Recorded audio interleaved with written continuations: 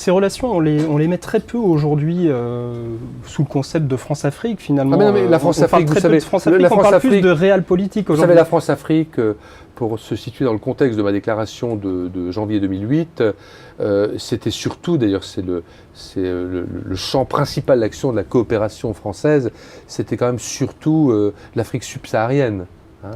L'Afrique noire, quoi, qui était évoquée, plus que le Maghreb, où c'est encore une autre histoire, un autre processus. Et si la question est, est-ce que vous regrettez d'avoir poussé votre coup de gueule qui vous a coûté cher? La réponse est non. Si c'était à refaire, est-ce que vous le referiez? La réponse est oui, et ce d'autant plus que convenons que depuis 3 ans, au fond, ça s'est pas tellement amélioré, la situation.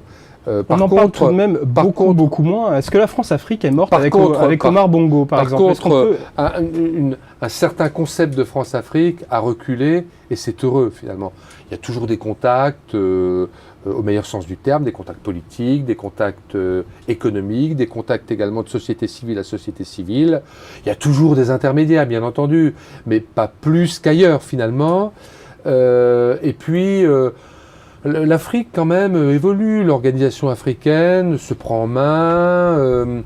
L'Afrique, surtout, est un continent de croissance. Vous êtes en train de nous dire que la France-Afrique est en train, finalement, de s'éteindre d'elle-même? Peut-être. Peut-être.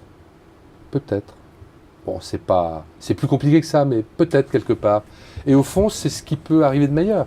Ça veut dire que, avec le développement économique, avec l'évolution des mentalités.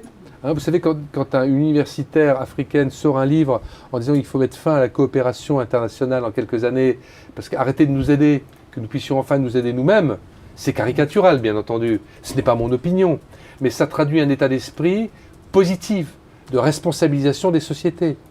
Le discours de Dakar était maladroit, notamment sur l'Afrique qui n'est pas rentrée dans le XXe siècle. L'homme africain. Mais même les polémiques qu'il a suscitées marquent une responsabilisation, une volonté de prendre davantage son destin en main, et puis ça n'a pas fini de bouger. Et ce n'est pas la France qui empêchera ou fera à la place des peuples ce qui reste encore à faire pour l'évolution de ces sociétés.